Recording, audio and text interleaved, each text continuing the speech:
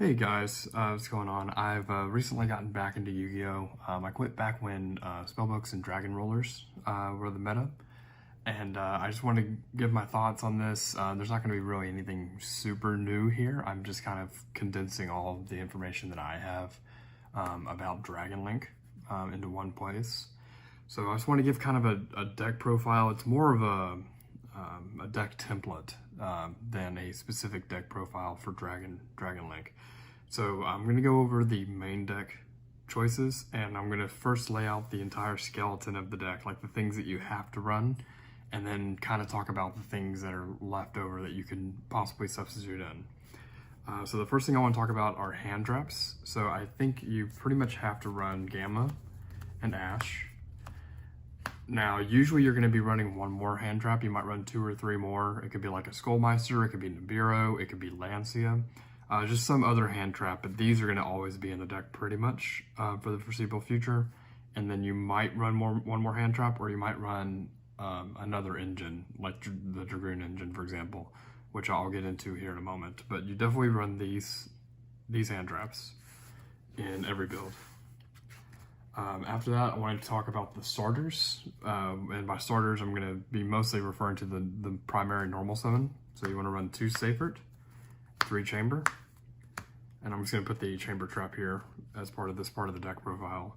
You don't want to run 3 Seifert because you never want to open 2 of these, but you want to run enough normal summons that you're going to at least draw 1 of these most of the time.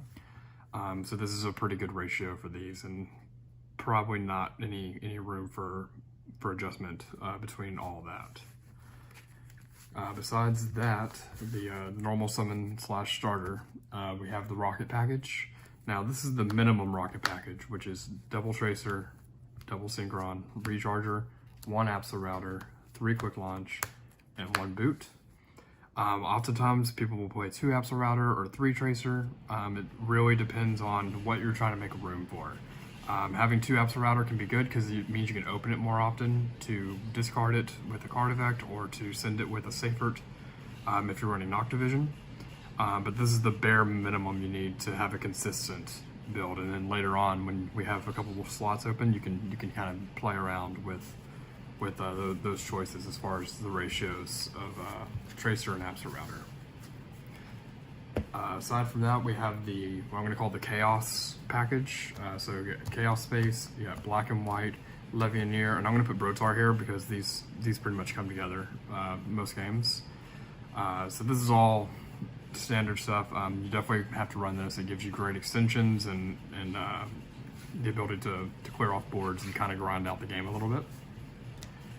And then I just have the other cards that are always in the build, which are the extenders with the Legacy, and then the Ravine for when you have bad hands or you need to go into Romulus. So that's the non-optional parts of the main deck, and it leaves 5 slots. That was 35 cards. It leaves 5 slots. These are just some common slots that would go in there. So for example, you could run 2 Skullmeister, you could put more rocket package in, and if you run 2 Apsa router, you should probably run a Noctivision so that if you open Seifert Apsa router, then you can Apsa router into Noctivision. But the more I'm playing, it's nice when you draw Noctivision, but this seems like this is more cuttable the more that I play. But this is just one example of the way you might fill out the deck there. But this is the main flex of the deck. You can put more hand traps in. For example, you could put Skullmeister, you could put Red Eyes Fusion, Dark Magician, and Red Eyes. This is sort of the area that's able to make it your own version of the deck. So that's the main deck profile. Let me just go over the extra deck, and I'm going to do a similar setup with mandatory. So you have to run 2 Striker Dragon, LP Pisty, Devil Seal, Romulus, Boro Sword, Appaloosa, Savage, Chaos Roller, Hot Red. And there are 3 kind of flexible spots besides these. All these, you need 2 Striker Dragon to make your full combo. You need LP and Pissy because they extend. You need 2 seal because you need to be able to follow up after the first seal. Romulus is for bad hands, Appaloosa and Borosword are for special cases or whenever you're trying to go for lethal. And then these three are kind of the backbone of the deck with negation, excavation, and second negation. So besides these 12 cards, we have Crystron, Quad Brawl, and number 68. Now, if you're not running Dragoon, then you're probably going to be running these three cards. If you are going to run Dragoon, these are the most cuttable cards of the extra deck. I don't know if Crystron really is either, just because he makes bad hands playable. Like you can have Guard Dragon plus a tuner, a Dragon Tuner, and go into full combo because of this. So it's probably these two that you would cut, but this is sort of the standard extra deck.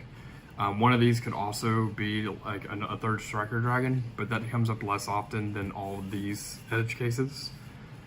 So that's really where the flexibility comes in, as far as if you want to test something else like Unchained Abomination or any other sort of tech that you're trying to put into the extra deck. These are the three slots that are the least needed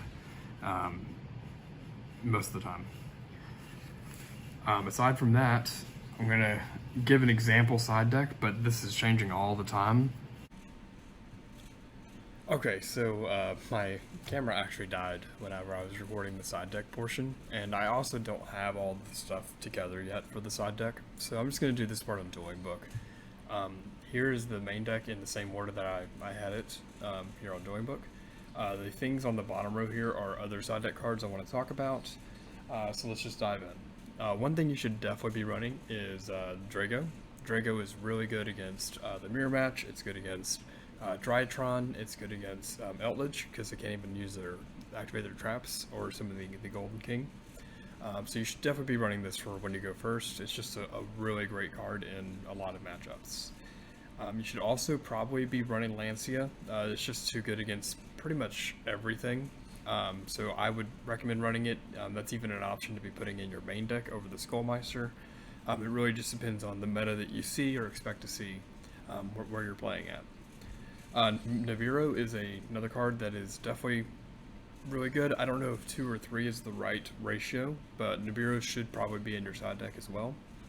I have Droplet here. I don't actually own Droplets, so either Droplet or Dark Roller No More. They're both good. They have the same relative function, but it'll help you break down the boards when you're going second.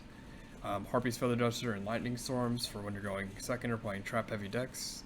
If you don't have Lightning Storms, Cosmic Cyclone or Twin Twisters can substitute as a budget alternative, but you definitely want to have something for those more control trap heavy decks. I also run, of course, one red reboot, and at the moment I'm trying out Imperial Order with 2 anti-spell fragrance. It's kind of working, but it kind of does nothing whenever you don't draw them, which is a lot of the time. So these might get cut for some more side deck cards in the future. As far as cards that are probably going to be coming up in the near soon meta, Cycle Reader was really good previously. I don't know how common Drytron and AVC are going to be, at least for a little while, until they kind of figure out what they're going to do with the new ban list. But Cycle Reader is really good if you have those in your meta. Droll Lockbird is pretty good against Virtual World and okay against the Mirror Match. It doesn't really hurt the Mirror Match that badly unless they have a kind of bad hand. But that is definitely another option depending on what you're expecting your meta to look like. And we also have to consider running the Wind Kaiju. If Tri Brigade ends up taking off, you might want to side 2 of these so that you can actually break their board down. But that's the main options for the side deck, and this is going to change as this new meta kind of comes out and establishes itself. But yeah, hopefully you took away something from this, and hope you take care. Bye.